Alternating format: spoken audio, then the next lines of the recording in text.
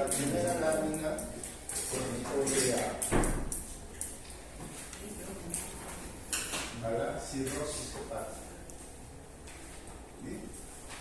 La cirrosis hepática, lo dice bien claro, es una enfermedad crónica degenerativa y por lo general irreversible, que constituye la culminación de un largo proceso que llega finalmente a la formación de ciclos fibrosos y nódulos regenerativos.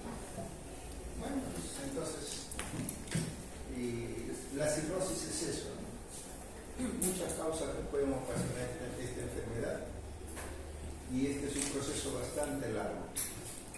Y este proceso comienza, pues, como ustedes lo ven, a alterar toda la morfología del hígado, y luego hasta llegar, se clasifica, se caracteriza por la proliferación o formación del tejido fibroso. Esa es la característica principal de la cirrosis, ¿no? Un tejido fibroso que luego este tejido fibroso, bueno, se va a rodear a todos los ganglios, ¿no? Y esto distorsiona la imagen de los hepatocitos y entonces se traduce en esta fibrosis. La causa de esto puede ser múltiple, ¿no? Puede ser causas, bueno, tenemos ahí el alcohol, y tenemos también a veces se cataloga muchas veces la cirrosis alcohólica, por el alcohol, ¿no? O a veces por cambio graso también puede producir. Entonces tenemos que hay muchas causas que dentro de eso, a veces la cirrosis alcohólica, el alcohol, ¿no? Entonces también puede ser el virus de hepatitis C, virus de hepatitis B, también virus de hepatitis D, ¿no? Algunas enfermedades autoinmunes, otras como son la cirrosis vía primaria, alguna droga, toxina, la ausencia también de la alfa-1 antitripsina también puede provocar todo este tipo de patología, ¿no? Entonces, y esta cuando se presenta esta cirrosis, por lo menos esta cirrosis, cuando se produce esta lesión puede ser de repente una hepatitis, ¿no? Una hepatitis crónica, ¿no? Entonces una hepatitis B, y esa hepatitis B en muchas, no en todas, pero hay personas, pacientes, que puede quedar como dormido ese virus, y entonces puede ocurrir una hepatitis crónica con eso. Hay procesos, el tiempo puede regularizarse y convertirse en una hepatitis crónica activa. Ese proceso de activación hace que comience a haber o proliferación en un proceso regenerativo, ¿no? La aparición de fibrosis. Entonces puede tener hepatitis crónica activa con fibrosis. Esta cantidad de fibrosis es lo que demora tiempo el desarrollo. Entonces, y poco a poco, cada vez que estos hepatitis crónica activa se reactiva, la proliferación de fibrosis es cada vez mayor. Entonces, ¿qué es lo que sucede al final de cuentas? Comienza a aparecer la fibrosis o el colágeno, y entonces esta fibrosis, ustedes miren, vamos a ver acá, todo este es el lobulillo hepático. Todo este es el lobulillo hepático, esta es la vena centrobiliar.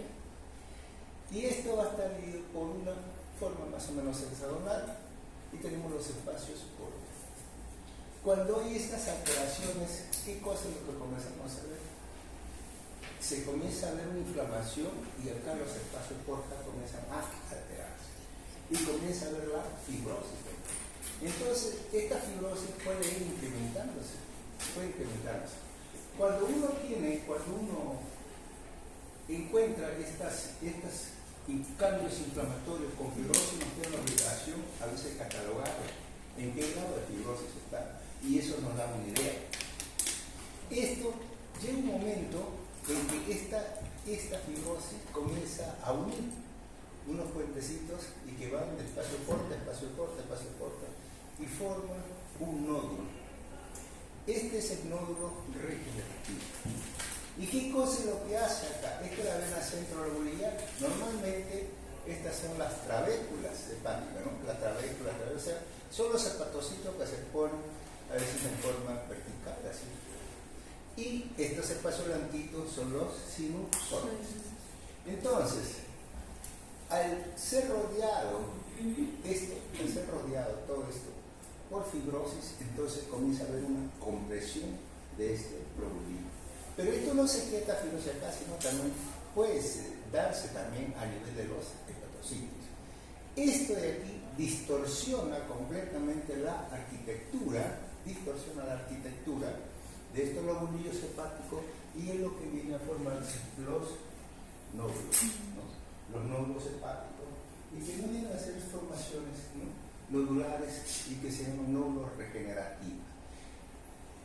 El ver solamente un nódulo, ¿no?, entonces eso ya nos indica prácticamente que esto es ya una cirrosis.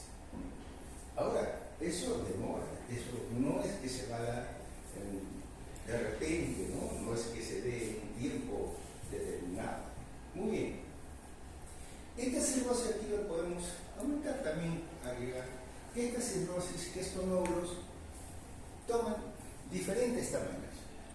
Algunos son grandes, cuando miden más de 3 milímetros, se les denominan entonces nódulos macronodulares o cirrosis macronodulares. Y algunos son pequeñitos, menos de 3 milímetros, micronodulares. Entonces la causa ya la saben. Y estos, ¿qué cosa es lo que puede presentar esto?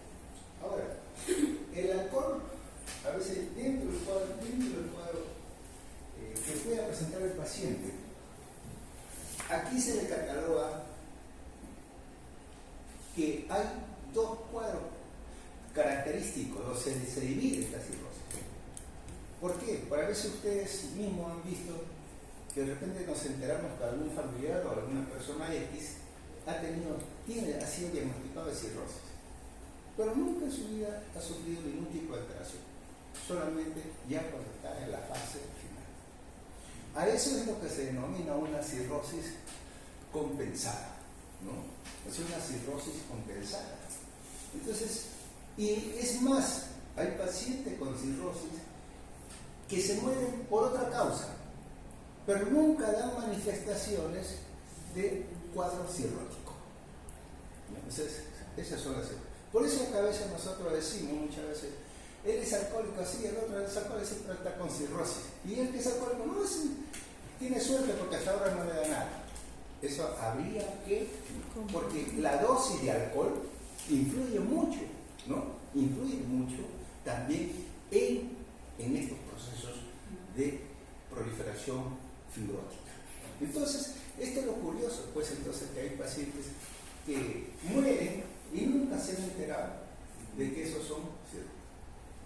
Algunas veces pueden ser diagnosticados, claro que sí.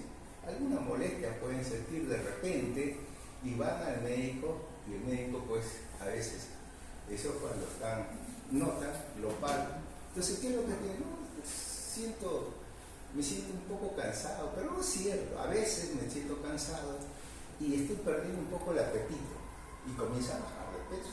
O sea, son sintomatología, nada que no tiene nada que ver con un cuadro clínico, práctico.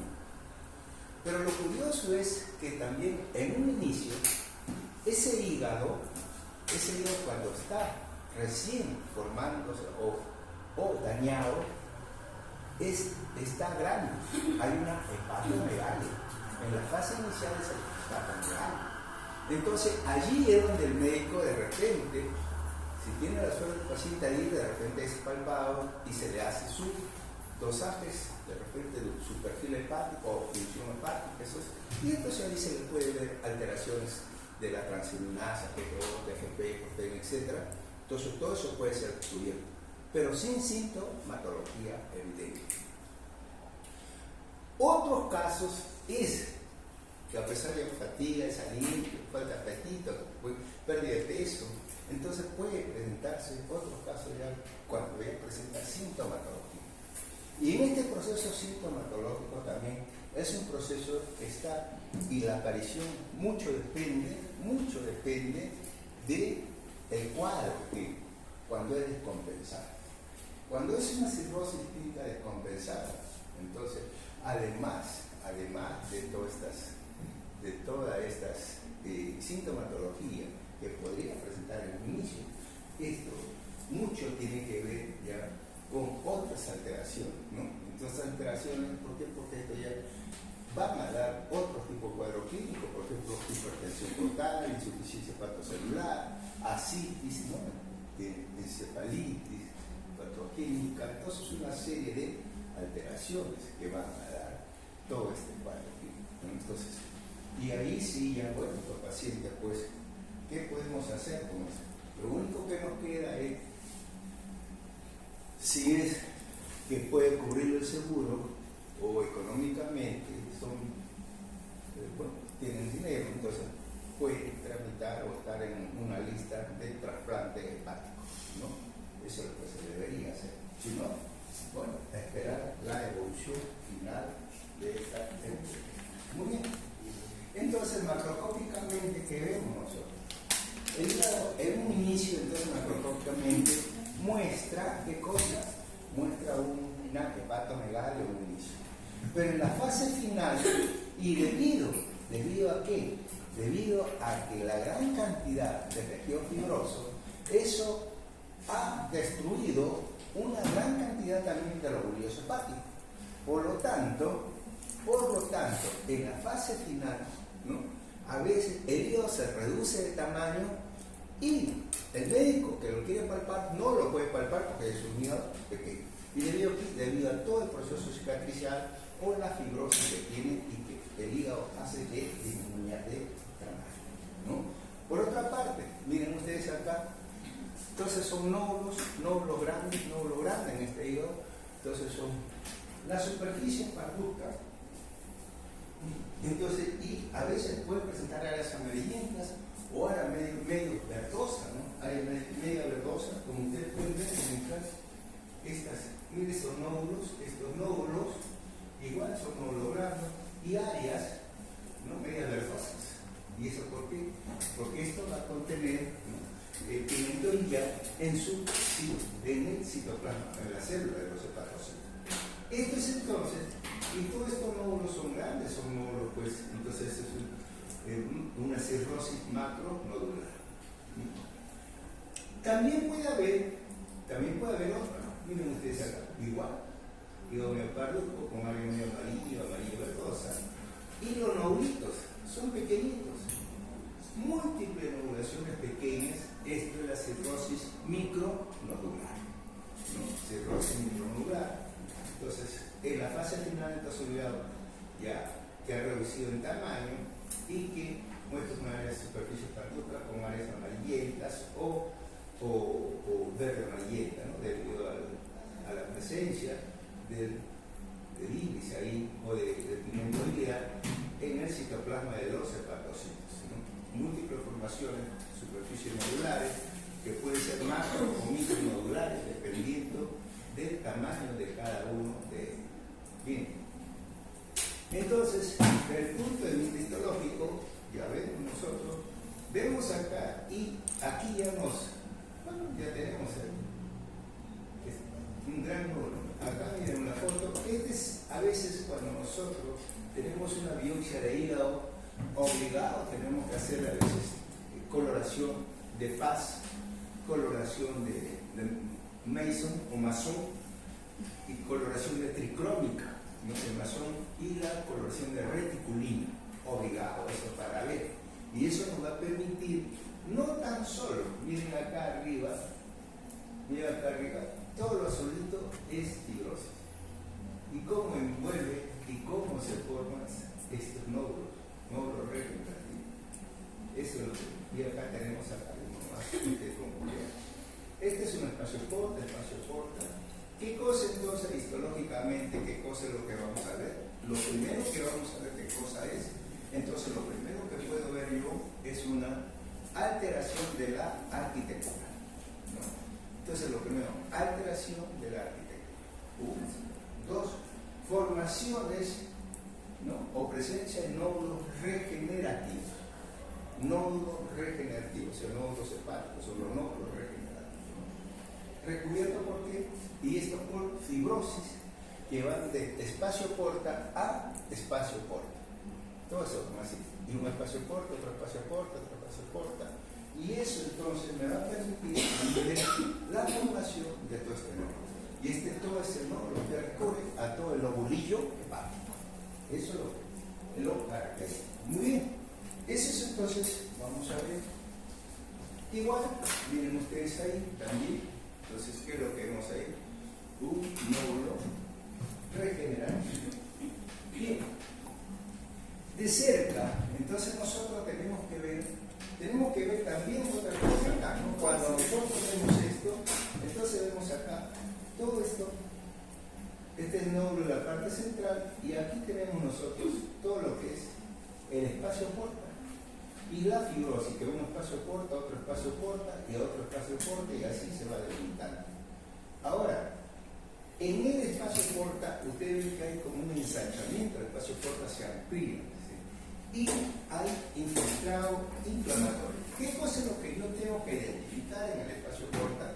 Siempre tiene que haber una vélula, una arteriola y un conductillo biliar. Eso es lo característico. Pero además de eso, ¿qué voy a encontrar? Estos puntitos negritos, y estos puntitos son el componente inflamatorio, que puede ser mixto, o puede ser crónico o linfoplasmocitario, y algunas veces cuando esto está activo, presencia de neutrófilos, ¿no? Eso también es posible encontrar en estos tipos de tejidos. Muy bien. A mayor aumento, vemos acá entonces, miren ustedes aquí, ¿no? Entonces, esta de acá es un conductillo infiltrado inflamatorio. Toda esta ramita que ustedes ven, todo eso que ven alargada, ¿no? Todo eso es colágeno, todo eso es colágeno. Entonces, esto, si nosotros lo pintamos, le hacemos una coloración de Mason o de Mason, si quieren, entonces todo eso se va a colorear de color azul, se va a poner de color azul, todito. ¿No es? Por otra parte, ¿qué cosa es lo que encontramos? Además, los hepatocitos. Miren ustedes los hepatocitos. Bueno, yo no tengo mi puntero que sea. Pero entonces vamos a ver, miren los hepatocitos. En este lado, en su lado izquierdo, estos son los hepatocitos. Pero hay algunos que ya no tienen núcleo. Estos son los núcleos, hay algunos que no tienen núcleo. Otros que se están alterando. Y el tamaño, miren ustedes, bastante grande. Bastante grande. Entonces y este de aquí comienza pues a perder, entonces comienza a haber una lisis o necrosis de los hepatocitos, ¿no?, periportales, ¿no? Entonces hay una alteración de los hepatocitos periportales, ¿no? Entonces esto también es importante encontrar en esta lesión. Acá lo vemos mucho mejor todavía, ¿no? Estas son banditas de colágeno infiltrado inflamatorio, los puntitos negros que ven ahí, y los hepatocitos, ¿no? Los hepatocitos a veces son hinchados, edematizados o tumefactos, ¿no? Y algunas veces ya con pérdida de los núcleos, o sea, están lisados ya estos núcleos. Entonces eso es lo que sucede con estos hepatocitos periportales, ¿no?, que se van a encontrar y que va a afectar a todos. Muy bien. Igual, acá miren ustedes, se ve un color, ya no se ve este colorcito medio rojito, sino se ve un color medio con un fondo medio amarillento o amarillo verdoso. ¿A qué se debe eso? Se debe a la presencia de pigmentos biliares, ¿no? Presencia de pigmentos biliares en el citoplasma de los hepatocitos. ¿Sí? Bien, eso sería más o menos ya casi con lo que hemos hecho toda la descripción de lo que se va a encontrar en esta macro. Acá hay un panorámico donde vemos también, miren ustedes acá, ¿no?, todas las formaciones nodulares de diferentes tamaños, formaciones nodulares de diferentes tamaños. Si yo digo, pues, que esto, el campo, esto de repente mide 5 milímetros, ¿cuánto me dirá este nódulo, ¿no? De repente podría corresponder con una cirrosis macro, formación en el centro ya viene usted, espacio corta, y incluida la médula. Estas son las fibras de colágeno, el infiltrado inflamatorio mixto y los hepatocitos, algunos de ellos clorofastos y otros con lisis celular, con muerte celular. Muy bien. Entonces, esto correspondería a lo que es la cirrosis. ¿Alguna pregunta? Bien. Vamos a ver ahora el carcinoma hepatocelular. El carcinoma hepatocelular también es otra neoplasia maligna. Entonces la habíamos dejado. Miren ustedes la causa. ¿Qué cosa es lo que me puede causar el cáncer celular? Igual también la hepatitis B, la hepatitis C, el alcohol, ¿no? Entonces, esteroides, bueno, casi lo que me va a producir la cirrosis me va a producir la hepatitis. O sea, todos estos factores etiológicos que producen cirrosis producen hepatitis. Eso quiere decir, es más, que se dice que el 90% de pacientes con carcinoma hepatocelular o hepatocarcinoma tienen antecedentes de cirrosis. No tienen antecedentes. Entonces, un paciente que tiene cirrosis, ¿cuál va a ser el evento final? El evento final va a ser un carcinoma hepatocelular. Ahí va a ser. Ahora, esto también cosa curiosa.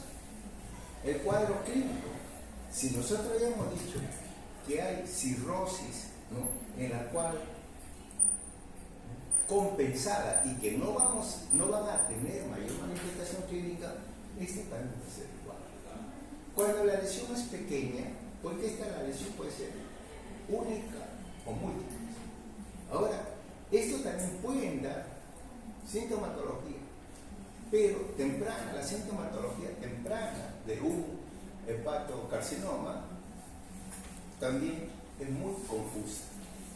No hay nada patognomónico que me diga que este paciente está haciendo un carcinoma hepatocelular. No hay nada. También simplemente puede presentarse esta molestia, de repente falta de apetito, o de repente, como he dicho, cansancio, y todo eso, nada. Ahora, ¿por qué? Porque este paciente de repente tiene un fondo cirrótico. Entonces, pero ¿qué pasa? Cuando esto ya va avanzando y el compromiso hepático es mayor, cuando el cuadro cirrótico ya abarca todo el hígado, indudablemente que ahí ya van a ver y se va a encontrar todo este cuadro de cirrosis descompensada, ¿no? Entonces, cuando ya el hígado está completamente tomado, encontramos una cirrosis descompensada. Y en esta cirrosis descompensada, entonces ahí sí ya puede manifestarse lo que se ha manifestado con la ascitis, con la hipertensión portal, ¿no? Eso es. Pero en este caso, por ejemplo, ¿qué cosa es lo que puede pasar? La metástasis. A veces en estos casos, cuando uno diagnostica cáncer de hígado, que es muy difícil diagnosticarlo, ¿no? ¿Por qué? Porque el paciente no va al médico, ¿no? Pero si el paciente puede ir al médico tempranamente, entonces ahí sí. Pero si no presenta sintomatología, no va al médico, entonces es muy difícil. Y cuando el paciente llega al médico, entonces ya, y es diagnosticado, es un cáncer avanzado. Es un cáncer ya con metástasis, ¿no? Y el pronóstico es malo. Se dice que, con mucho y hasta menos, se dice que el 10% de los pacientes diagnosticados con el cáncer de hígado pueden llegar al año, ¿no? Un 10%. Entonces imagínense quiénes son esos 10 sortudos que pueden llegar a un año. Muchas de estas enfermedades, ustedes saben que cuando se le diagnostica, entonces ya uno ve y habla con los familiares para ver el mejor tratamiento que se le puede dar. Puede producir un desenlace, produce esto y ya se va, ¿no? pronóstico es malo. Entonces, siempre hay que ver esto. Ahora, ¿y esto por qué? Porque estos cuadros siempre hay pues un componente de fondo, y ese componente de fondo es la cirrosis. Muy bien. Entonces, bueno, aquí también vemos nosotros. Eso es para que ustedes vean igual cómo es la secuencia de esto, ¿no? Un proceso hepático que puede ser, imagínense usted, a veces, el hígado graso también puede llevar a una cirrosis, ¿no es cierto? Entonces también, a veces hay una hepatitis con fibrosis, esta fibrosis incrementa, hace una cirrosis, y esta cirrosis puede llegar, el evento final es hepatocarcinoma. Eso sí tiene que tener bastante en cuenta, ¿no? Ahora, dentro del punto de vista macroscópico, habíamos dicho que esto puede ser único o múltiple. Ahora, fíjense el fondo del hígado, fíjense el parénquima hepático. Miren, ¿qué ven el parénquima hepático? Bolita. En otras palabras, nódulos, nódulos regenerativos. ¿Eso qué significa? Que esta es una cirrosis. Y miren ustedes acá, una formación tumoral y en un hígado cirrótico. Por eso se menciona que aproximadamente el 90% de pacientes en la cual se diagnostica un carcinoma hepatocelular o hepatocarcinoma tienen un fondo cirrótico. Bien, y ahora, la lesión puede ser única o puede ser múltiple. Acá ustedes la pueden ver, miren ustedes, siempre un poquito más palidita, media amarillenta, con foco de necrosis. Vamos a ver la otra. Miren ustedes ahí, puede ser múltiple. Entonces, estas lesiones únicas o múltiples. Lo marrón es el parénquima hepático y estas formaciones nodulares o tumorales, media amarillentas, ¿no? O blanquecinas, ¿no? Entonces, todas ellas son. Entonces, macroscópicamente, el hígado puede estar aumentado de tamaño. Uno, ¿no es cierto? Dos, que puede presentar lesiones tumorales únicas o múltiples, mal definidas, o sea, no encapsuladas, de un color blanquecino o un color amarillento, ¿no? Como lo vemos acá, con zona de necrosis y algunas veces también hemorragia. Esos son lo que podemos, lo que se puede ver y observar. Miren ustedes en este hígado múltiples formaciones y todas son irregulares. Aquí se ve hasta un componente medio infiltrativo, ¿no? Eso quiere decir que esto no está encapsulado y que se va infiltrando y va comprometiendo el parénquima del hígado. Desde el punto de vista histológico, bueno, aquí el rosado pálido, eso es el hígado normal y lo rojito es el cáncer. Desde el punto de vista histológico, el cuadro histológico que va a presentar esto puede ser esto, un patrón trabecular, que es lo más común, patrón trabecular, un patrón sólido o un patrón pseudoglandular. Además de eso también se menciona célula clara, pero más o menos yo le doy acá lo que se ve, ¿no? Entonces, y el citoplasma de los hepatocitos se vuelve más rojito, o sea, citoplasma acidófilo. Entonces, ¿qué cosa es lo que podemos ver acá? Acá miren ustedes, dentro del patrón que le dije, un patrón que puede ser sólido, puede ser pseudoglandular, puede ser trabecular. Entonces, las trabéculas, haz de cuenta, imaginen que son como las trabéculas hepáticas normales, ¿no? Así se ponen, pero ya se juntan en 2 o 3 hileras de trabécula. Eso es lo característico. Acá no veo eso. Pero en esta zona sí veo una zona compacta, un patrón zona. Y en esta zona, miren ustedes acá, tubitos. Entonces yo quiero decir, bueno, si es tubular, es un adenocarcinoma. No, pseudoglandular. Entonces, esto es lo que se presenta. Patrón sólido, pseudoglandular, trabecular, ¿no? Y también, no se ve acá, pero de repente ya se lo han dicho, o de repente lo pueden ver en células claras, ¿no? Eso es la característica. El citoplasma es acidófilo. Este cáncer hepático puede ser bien diferenciado, moderadamente diferenciado o pobremente diferenciado, ¿no? Así se trata cada uno. ¿Qué cosa es lo que se tiene que tener en cuenta para decir bien moderado, pobremente diferenciado? Son las características nucleares, ¿no?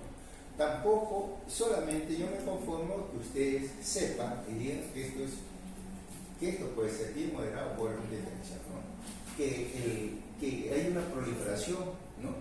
de células de hepatocitos malignos que pueden tomar un patrón histológico sólido, trabecular o pseudoglandular, con citoplasma acidófilo, y que puede ser bien moderada o pobremente diferenciada. ¿Y por qué no les quiero decir yo las características de cada una de ellas? Porque eso varía, ¿no? Miren ustedes acá cómo se va a ver, como una linealidad, como algo que separa un rosado pálido de otras más rojitos, y también unos tubitos que se van a ver, ¿no? Acá ustedes pueden ver estos tubitos, todos que son carbón pseudoglandular. Este es hígado y este es la neoplasia.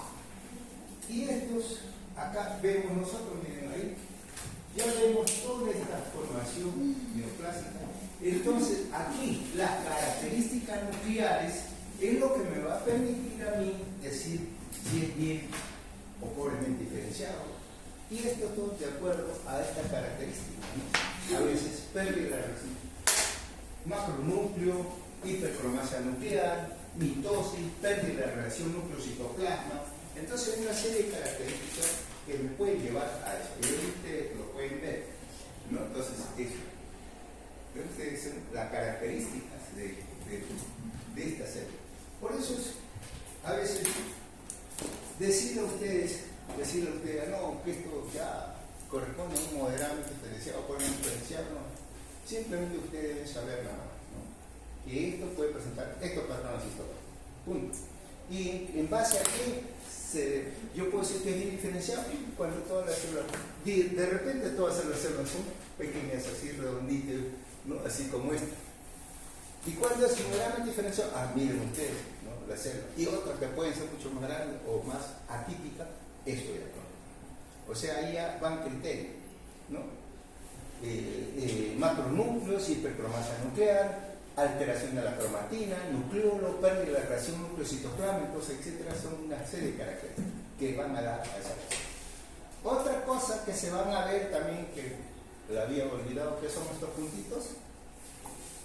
¿Qué son esos? La liana, ¿cierto? Entonces tenemos ahí que también es la característica de esta lesión. Muy bien, entonces eso es lo que ustedes tienen como base para decir todas las características que nosotros vamos a ver en esta. Bien, este es un panorámico, no es tan bueno este panorámico, no es tan bueno, no me permite determinar bien.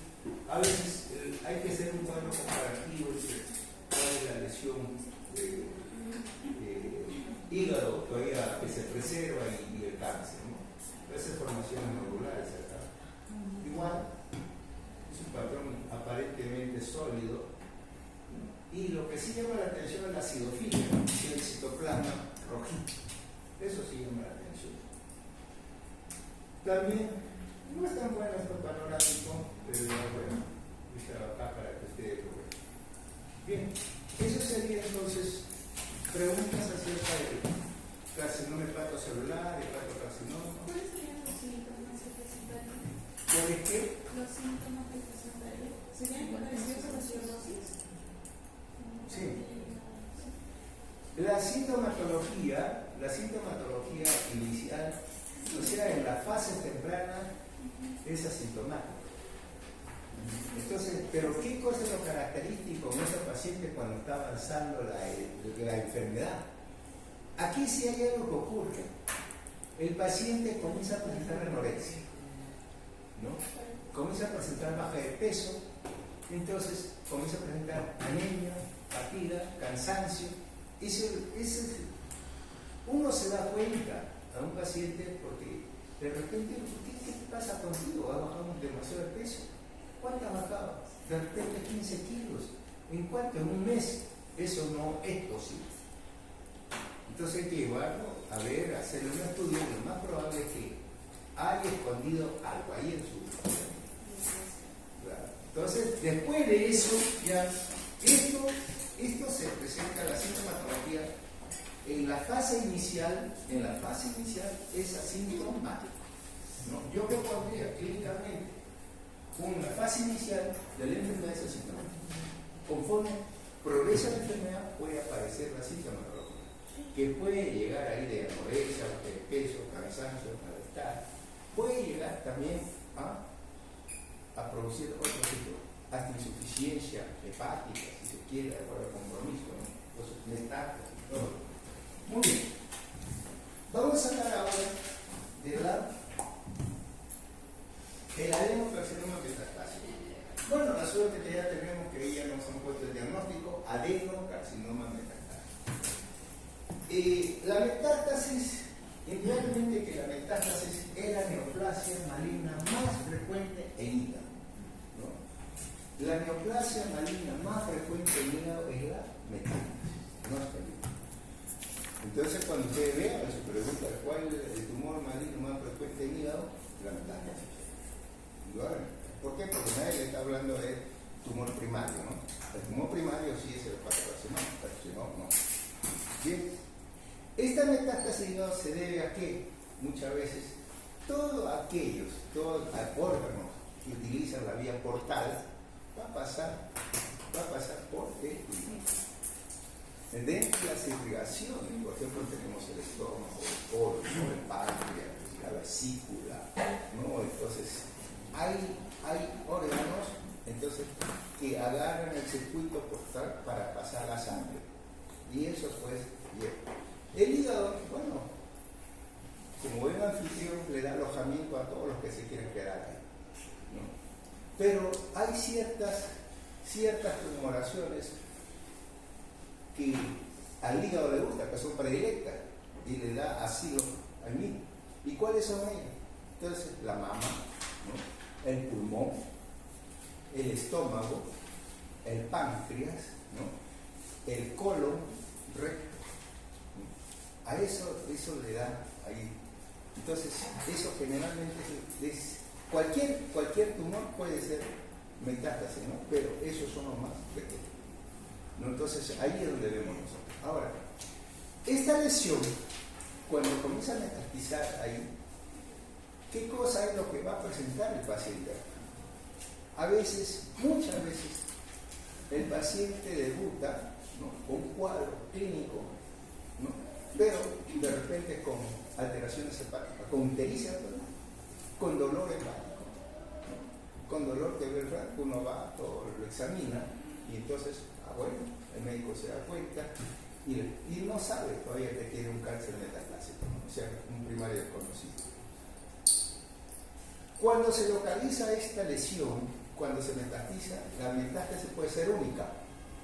O sea, puede ser una sola lesión metastásica o puede ser múltiples lesiones metastásicas, como la están viendo. Entonces, macroscópicamente, el hígado está aumentado de tamaño. El hígado hay una hepatomegalia.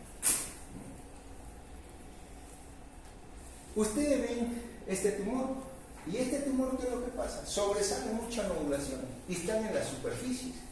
Entonces, si hay una hepatomegalia, el médico comienza a agarrar y ve una consistencia. La consistencia, ¿cómo está? Incrementada.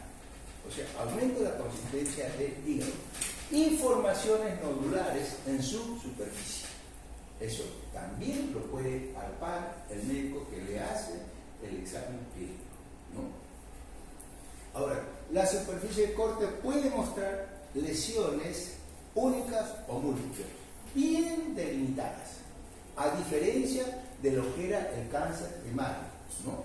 El cáncer primario estaba no encapsulado, inclusive se veía una infiltración parenquimal. Acá no, miren ustedes acá, ¿no? Está como una rayita más oscura que está rodeando al tumor. Como si ustedes pueden agarrar un lápiz y comienza a hacer un giro en el lápiz y le da una forma. Y así lo tiene. Y está bien delimitadito.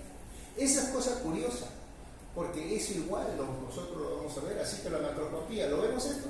Hasta metástasis. Entonces, formaciones, ¿no?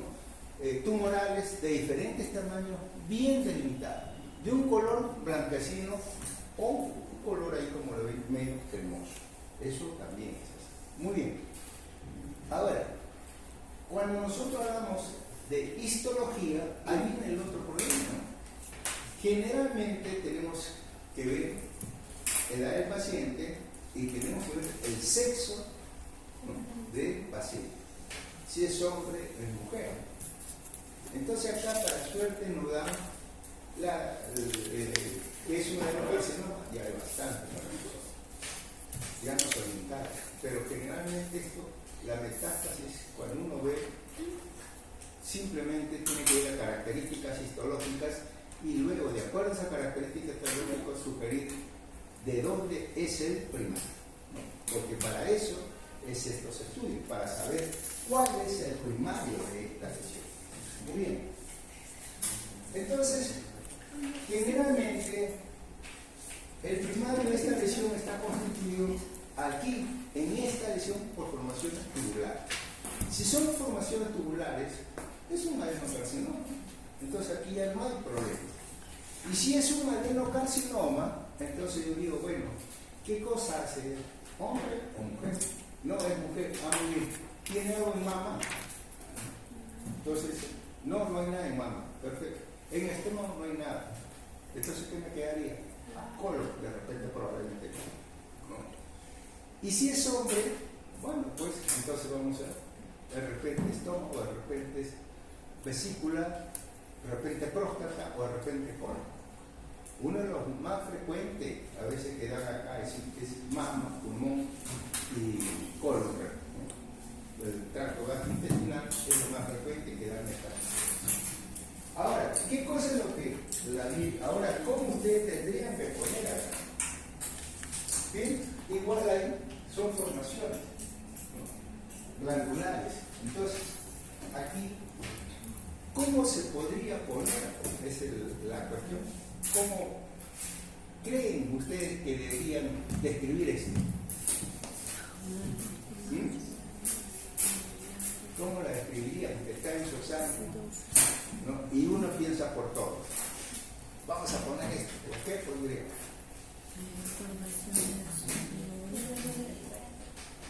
Formaciones glandulares testiculares.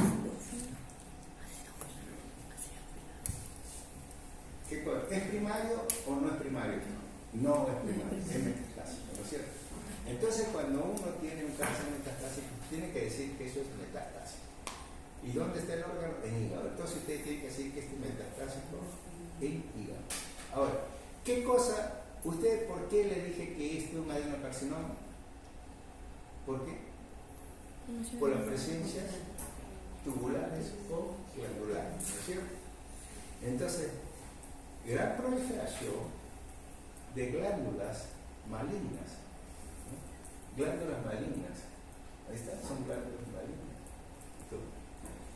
metastásicas en hígado, ¿no? Entonces, esos podrían poner así. Entonces ya les di una idea. Ahora, ¿quién la puede mejorar? ¿No? Entonces, esto de aquí, la característica también es esto. Generalmente, miren ustedes acá, algunas veces pueden presentar pseudoestratificación. Entonces, el poner también moderadamente diferenciado o pobremente diferenciado no equivale a nada acá, ¿no? Simplemente se pone nada más que se caracteriza desde el punto de vista histológico por la presencia de glándulas malignas metastásicas en hígado. Si quieren glándulas malignas moderadamente diferenciadas, metastásicas en hígado. ahí ustedes lo ven también. Entonces, ¿no? Todas estas son las estructuras glandulares, estos son los hepatocitos. Y acá eso es lo que va a caracterizar la presencia de estas estructuras glandulares. Bien, indudablemente que algunas veces podríamos nosotros encontrar esta sustancia, miren ustedes, aspecto mucoide, ¿dónde puedo encontrar eso? En colon. Entonces, probablemente es colon. Pero en estómago también se puede encontrar. Entonces, ¿cómo yo digo acá, si es que no le he hecho un estudio de inmunistoquímica, cómo puedo decir que esto es colon o cómo puedo decir que esto es estómago? Entonces, para eso hay que hacer los estudios de inmunistoquímica. Entonces, tampoco podría yo en una primera instancia sacar este diagnóstico así nomás. O de repente, sin estudio de inmunistoquímica, decirle de dónde es el primario. Entonces sale un primer diagnóstico, ¿no? Un avance diagnóstico que es un adenocarcinoma, nuevamente diferenciado, infiltrante o metastásico en hígado. En el segundo diagnóstico ya, ahí se le pone primera posibilidad ya tracto gastrointestinal, y en el segundo diagnóstico ya se hace con los estudios de inmunistoquímica, ahí ya se pondrá el diagnóstico final. Los panorámicos en estas no están muy buenos. Bien. Vamos a ver ahora adenocarcinoma de la ampolla de Barr. Bien. Acá bueno, ustedes ya saben mejor que yo su anatomía y su histología. Entonces tenemos la vesícula biliar. Acá tenemos ustedes el conducto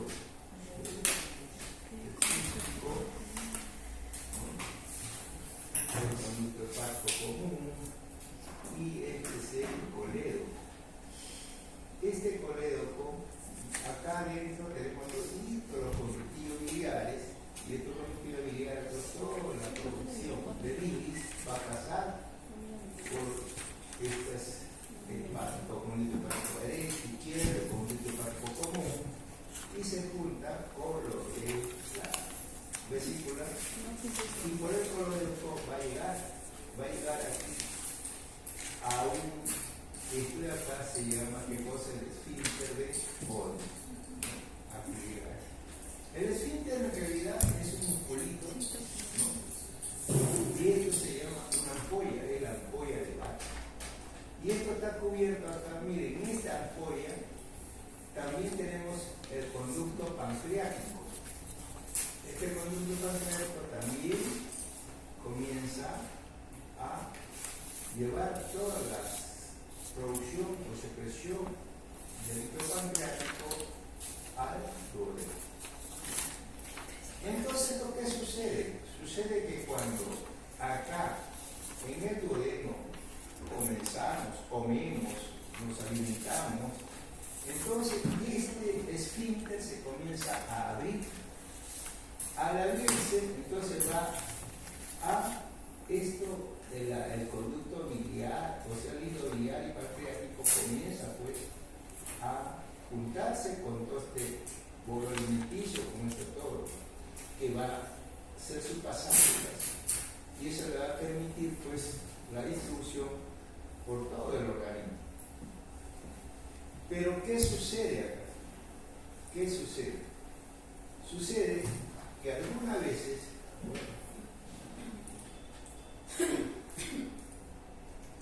sucede que acá, en esta ampollita, se van a unir entonces, por una parte, la cubierta que tiene encima, que va a ser del duodeno. Ahí tenemos una cubierta. Y otro epitelio, ¿no? El cíclico y pancreático. ¿No? Pancreático biliar. Entonces tenemos un epitelio, dos epitelios y tres epitelios. Tres diferentes tejidos que se van a unir. Ahora, esto aquí puede también dar manifestaciones. Entonces, tipo de lesión, y entonces este tipo de lesión me puede dar origen a una neoplasia maligna, ¿no? Y esto es lo que puede provocar aquí cuando se produce en esta lesión, es lo que se llama un adenocarcinoma oyeval. Muy bien. Entonces aquí tenemos, antes cómo se operaba esto, se sacaba el antro y se sacaba la primera porción del duodeno, el páncreas, la vesícula, aquí está la lesión, ¿no? Entonces, ¿qué cosa es lo que producía esto en los pacientes? Bien, clínicamente producía ictericia, porque acá se obstruye. Va a haber ictericia, dolor abdominal, pérdida de peso, malestar general, anorexia, ¿no? Y también va a haber alteraciones en las pruebas. Esto es un conjunto de patologías que se puede presentar en este caso. Entonces, y esto, como está obstruido, ¿qué puede pasar? Muchas veces una pancreatitis, o se puede perforar también, o si no también cuadros hemorrágicos, si es que esto comienza a ser ulcerante. Muy bien. Entonces, todo esto, cuadros clínicos que se va a presentar y se van a manifestar. Ahora, desde el punto de vista histológico, habíamos dicho acá que hay, por un lado, el duodeno, y por otro lado, otro epitelio pancreático biliar. Dos tipos de epitelio. Entonces, esto hace que la presentación de este cáncer sea de dos tipos. Uno, cuando compromete o el cáncer se origina en la mucosa duodenal. Entonces, cuando se origina ahí, se denomina un adenocarcinoma intestinal. Y otro, que es cuando se origina en el epitelio, ya sea biliar o pancreático. Entonces se llama un adenocarcinoma pancreático biliar. Son dos tipos. Ahora, pancreático biliar, ¿por qué? Porque desde el punto de vista histogénico, el origen de estas células son las mismas. Cuando se presenta, acá tenemos un colon, porque cuando se presenta de origen intestinal, esto puede pasar igual que un colon, puede pasar por una displasia leve, displasia moderada, puede presentar un aspecto tubular o tubopapilar, así como esto, así lo puede decir. Entonces, esto es cuando es compromiso de la pared del duodeno. Pero aquí tenemos una fotografía en la cual está la superficie duodenal, ¿no? En la superficie duodenal, y aquí vemos, pero ya no, acá ya vemos algunas glándulas. ¿Qué es lo que sucede? También es la superficie duodenal, un poco erosivo por acá, aquí ya vemos acá esta glandulita. ¿Qué es lo que sucede cuando esto es de origen coledocobiliar o pancreato, ¿no? Biliar, del conducto pancreático y del conducto vesicular? Esto va a ser constituida por unas glándulas de células cúbicas, ¿no? Y aquí no va a haber estas transformaciones de pseudoestratificación, digamos. Miren ustedes, una sola hilera de células con atipia nuclear en determinado grado. Ustedes pueden ver acá y acá. Esto es lo que se denomina un adenocarcinoma pancreático biliar. Igual acá lo vemos también. Entonces, esta es la presencia de glándulas, ¿no? Que muestran unas células cúbicas o cilíndricas si quieren, y que con núcleos redondeados con un grado de atipicidad variable, pero no muestra esa pseudoestratificación que se va a ver cuando es del componente intestinal. Miren acá se ve, acá es posible, acá muy bien se ve, y acá se ve mucho mejor. Entonces, esta lámina corresponde pues a un adenocarcinoma pancreático con núcleo amplio, con núcleo.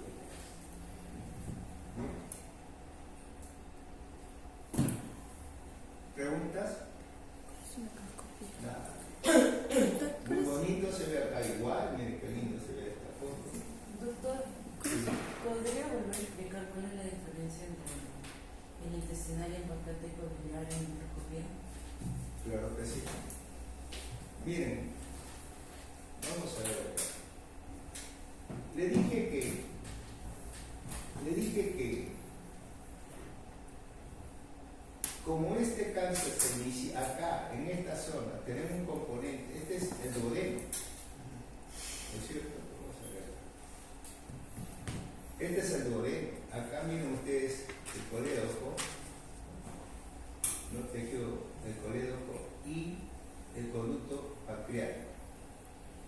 El colédoco y el conducto pancreático van a desembocar en esta ampolla de barro. Ahí van a desembocar. Ahora, aquí hay un epitelio del colédoco y un epitelio del conducto pancreático biliar. Y acá vamos a tener, en esta ampollita está recubierta por una mucosa del duodeno. El esfínter es una capita muscular que se comienza a abrir cuando está produciendo o está drenando esto, ¿no? Los productos biliares y pancreáticos. ¿Bien? Entonces tenemos tres tipos de epitelio. Esos tres tipos de epitelio se van a unir los dos que le dije también, el pancreático biliar, que era embriogénicamente tenía un mismo origen. Ahora, cuando se presenta esta lesión presenta histológicamente, puede tener su origen a nivel del duodeno, o puede tener su origen a nivel del epitelio pancreático biliar, ya sea del colédoco o ya sea de repente del conducto pancreático. Cuando se origina de la mucosa duodenal, se denomina un adenocarcinoma, ¿no?, intestinal. Este adenocarcinoma intestinal va a evolucionar como si fuera un adenocarcinoma de colon, o sea, va a tener procesos que pueden iniciarse en una adenomita, en una displasia de bajo grado, displasia de alto grado y carcinoma. Por eso es que acá le había mostrado, miren ustedes acá, este componente, ¿no?, estas células. Y acá son formas tubulares. Eso se puede dar cuando es pancreático, cuando es de tipo intestinal. Pero cuando es de tipo pancreático biliar, entonces las características histológicas van a variar. ¿Por qué? Porque lo que va a constituir este tejido pancreático biliar son glandulitas con una sola hilera de células. No hay formaciones papilares, no hay formaciones estratificadas, no las hay. Entonces son glandulitas, una sola hilera de células. A veces puede ser cúbica, como ustedes la pueden ver acá, o puede ser cilíndrica. Y los núcleos presentan diferentes grados de atipicidad. Eso es lo que presenta y eso es lo que caracteriza a esta lesión. Miren acá. Entonces, lo curioso es que esta imagen, toda esta lo que le da o lo que le he presentado, corresponde a un adenocarcinoma pancreático biliar. ¿No? Eso es lo que corresponde. Entonces, acá ustedes lo pueden ver. Esto es lo que vimos. Bien. Y en esta panorámico se van a ver ya las problemas. Y acá se ve mucho mejor todavía todas estas estructuras tubulares. Bien.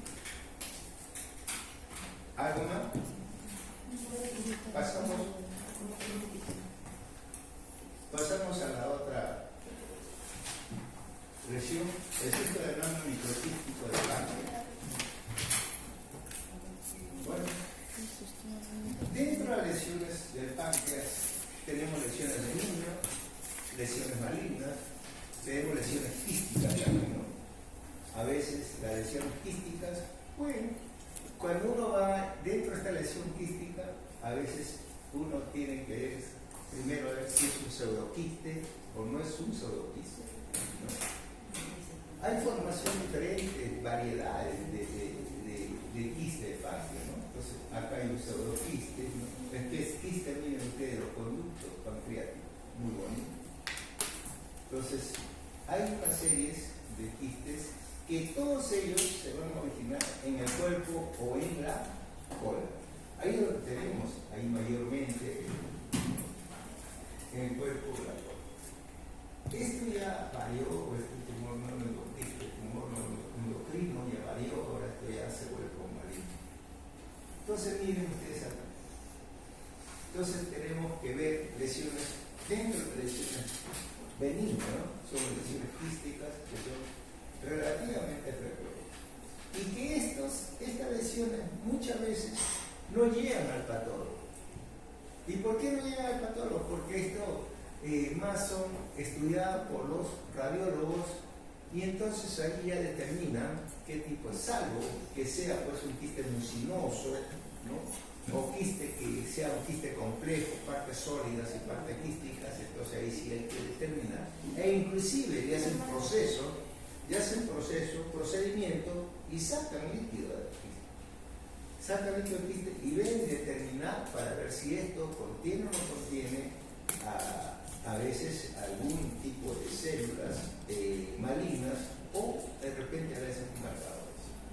Lo que nosotros vamos a ver ahora, esto va a ser es un cistoadenoma seroso, o cistoadenoma mucinoso. El cistoadenoma seroso, siempre el cistoadenoma seroso es benigno, pero el cistoadenoma mucinoso sí tiene cierta tendencia a malignizarse, ¿no? Eso también.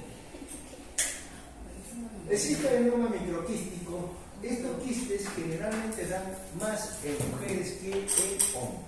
Y esta lesión a veces da 2 o 3 veces más en mujeres que en hombres, y sobre todo en personas mayores, sobre los 50 años, sobre los 60 años, ahí se va a presentar. Es una lesión benigna y es una lesión que algunas veces se puede manifestar con dolor abdominal, ¿no? Un dolor abdominal, malestar, nada más, y de repente, y esto podría ser que en los estudios posteriores se encuentre esta lesión. Crece en el cuerpo o en la cola. El tamaño es variable y se caracteriza, miren ustedes acá, por ser una tumoración en la cual vamos a encontrar, lo primero que vamos a llamar la atención es esta, una zona cicatricial. Una zona cicatricial y múltiples formaciones quísticas de diferentes tamaños. Esta zona cicatricial o tejido fibroso va a dar origen a una gran cantidad de, mire cómo se desplaza aquí, cantidad de tejido fibroso que envuelve a estas estructuras quísticas. Así está. Qué bonito. Ahora, esto de aquí, histológicamente, se va a caracterizar. Hay 3 cosas que vamos a tener en cuenta. Cuando nosotros decimos pseudoquiste, el pseudoquiste es porque la formación quística no tiene epitelio, no tiene un epitelio de cubierta. Entonces está constituido simplemente por tejido fibroso con componente inflamatorio, sin epitelio de cubierta. A eso se denomina pseudoquiste. Pero este no, y este es un quiste verdadero. ¿Y por qué? Porque tiene un epitelio de cubierta. Entonces acá lo vemos. Esta moradito que ven son los acinos, ¿no? Los acinos pancreáticos. Son vasos sanguíneos. Y esto también son acinos, este tejido fibroso. Hacia ese lado izquierdo ven cavidades quísticas de diferentes tamaños, formaciones quísticas. Acá se ve. Entonces, y miren ustedes, este tejido es fibroso, tejido colágeno. y va a rodear a todas las estructuras quísticas. Esa es una de las características que rodea la fibrosis, rodea a todas las estructuras quísticas. Este quiste, mira acá se ve mucho mejor, ¿no?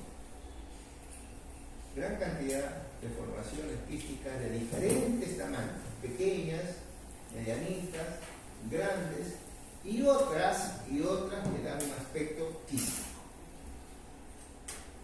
Revestidas, todo este quiste está revestido por un epitelio cúbico, o sea, revestida por un epitelio cúbico con núcleo redondo central.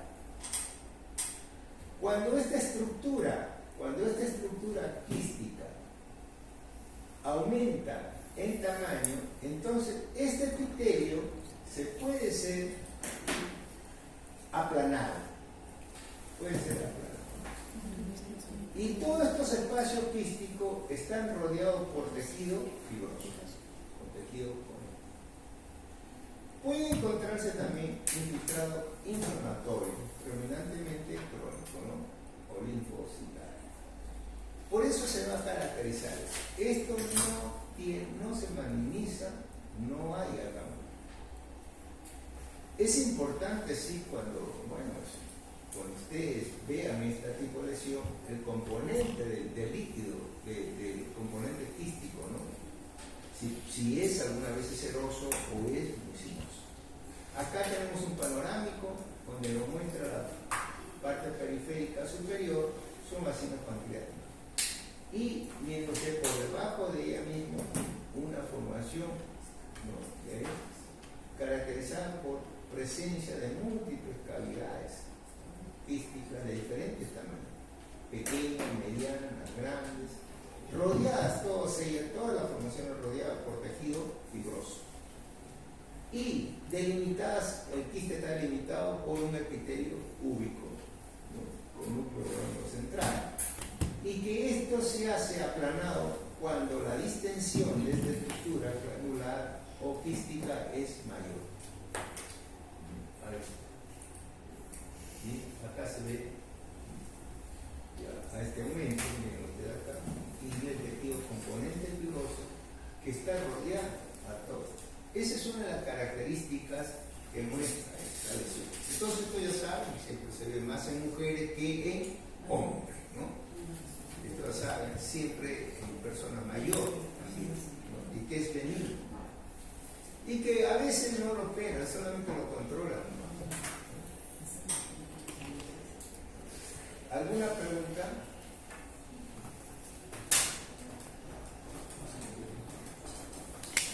Bien. Vamos a ver ahora la colangitis. Ahí ustedes también que pueden ver, ¿no?, una anatomía de cómo está formada todo el proceso que hay en estas lesiones. Bueno, acá tenemos igual conducto hepático común, y este conducto hepático también tenemos los conductillos, ¿no?, los conductillos biliares. Esos conductillos biliares, todos esos conductillos biliares, toditos se van a juntar hasta por el conducto hepático derecho, izquierdo, el conducto hepático común, ¿no? Y todo eso, toda esa producción de bilis que hay, de secreción biliar, todo eso va a pasar por el colédoco, todo eso pasa por el colédoco y se va a unir con el cístico, y esto va a ser vertido hacia el duodeno. Igual sucede con la secreción del conducto pancreático. Entonces, es muy similar a lo que sucede. Muy bien, entonces acá tenemos, pues, en esta porción donde está el esfínter de Owen, donde está, bueno, como aquí es donde se comienza a ver. Ahora, ¿qué es lo que sucede cuando hay una obstrucción de este esfínter o de esta ampolla que se puede ocurrir? La causa más frecuente, no es la única, pero es la causa más frecuente, es ¿qué cosa? Son la litiasis. esa es la causa más frecuente, ¿no? La litiasis. Entonces puede pasar por este cístico, pueden pasar, y entonces ¿qué es lo que pasa? Un calculito llega por el colédoco y llega hasta el esfínter de Oden, y ahí se obstruye todo el proceso. No es la única causa, o sea, es la más frecuente. Usted puede encontrar más de 10 causas que pueden haber, ¿no? Entonces se obstruye. ¿Y qué va a pasar al obstruirse? Si nosotros habíamos dicho de que acá tenemos estos conductillos biliares, van a producir toda esta secreción biliar, y esto va a pasar. Pero al obstruirse, ¿qué va a pasar? Entonces va a tener un mecanismo medio retrógrado.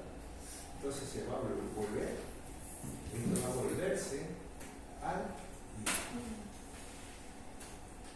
Esto se dice que tiene una acción bactericida, ¿no? El componente biliar tiene una acción bactericida. Entonces, ¿pero qué sucede acá cuando esto está obstruido? Se va a incrementar la presión, se incrementa la presión de todo esto. Y se comienza a perder, ¿no? Se comienza a perder esa capacidad bactericida que tiene. Por otro lado, al perderse la capacidad bactericida, esto de aquí, en el duodeno hay una serie de ejemplos. Escherichia coli, Klebsiella. Entonces todo eso entra y puede constituir, ¿no?, un proceso infeccioso, bacteriano, y es lo que va a dar. Acá, imagínense ustedes, comienza a haber alteraciones y comienza a haber una serie de problemas hepáticos. Muy bien, miren ustedes acá los cálculos, cómo estamos jodidos. Esto se vuelve tenso, ¿Qué va a pasar? Miren ustedes igual, cálculo con zonas, ¿no?,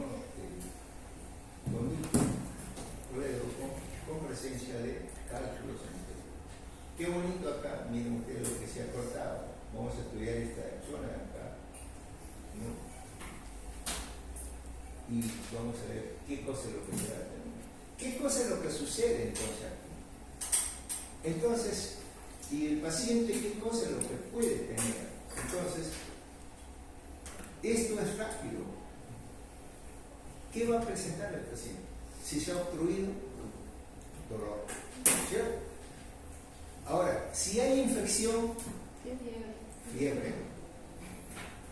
¿Y eso qué va a pasar con la bilis? ¿No? Se vuelve, pasa sangre y se vuelve ictérico. Entonces tenemos ictericia, dolor en flanco, ¿no?, y fiebre, y eso es lo que se denomina la triada de Charcot. Eso es lo que se denomina la triada de Charcot. Ahora, pero estos pacientes, el problema está que toda esa colangitis y esa componente, ¿no?, los conductillos biliares hepáticos van a estar alterados. Y muchas veces el paciente puede presentar shock o puede presentar, alteraciones de la conciencia. Puede presentar problemas de insuficiencia funcional del hígado, con todas las características que les pueden dar, ¿no? Y así pueden llegar a esta paciente. Dentro del punto de vista histológico, miren ustedes, esta es la superficie, y acá tenemos esto rojito, eso es fibrina. Eso es fibrina. Aquí dentro del tejido tenemos infiltrado inflamatorio leucocitario. Infiltrado inflamatorio leucocitario. Acá está erosivo, todo el epitelio superficial que recubre el colédoco. Esto miren ustedes acá. Dentro del tejido, dentro de la pared del colédoco, infiltrado inflamatorio agudo o leucocitario. Y en la luz, exudado inflamatorio leucocitario. En la luz. Todo esto pues puede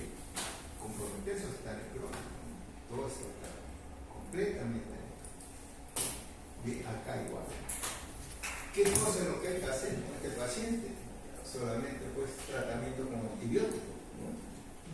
Y eso es la otra cosa, tratar, miren acá igual, la superficie del patrocito está erosionado, infiltrado inflamatorio agudo en la pared y exudado en la luz. Acá igual, miren. Esto es exudado. ¿Qué es lo que hay que hacer con este paciente? Acá qué bonito se ve, miren este panorámico, ve lo que hemos visto, y acá como este exudado inflamatorio y leucocitario dentro de la luz. Una colangitis aguda, ¿no? Una colangitis aguda. Muy bien, está erosionado, infiltrado inflamatorio agudo también dentro de la pared y uno exudado. Acá hay que sacarlo pues al paciente del cuadro, porque esto pueden hacer sepsis e inclusive pueden provocar complicaciones mayores, ¿no? Y que puedan poner en riesgo la vida. Una vez que se establece, a veces el cirujano o el gastro, ¿no? Puede hacer una endoscopía, llegar hasta el duodeno y tratar de repente de sacar, ¿no? Todos esos calculitos que están obstruyendo. Eso podría ser ese mecanismo. Pero otra de las complicaciones bastante graves, además de la insuficiencia hepática precoz, es el páncreas. Puede provocar una pancreatitis aguda, ¿no? Y entonces eso trae consigo una serie de alteraciones. Muy bien. ¿Preguntas? Bien, eso sería entonces lo que correspondería pues a esta práctica.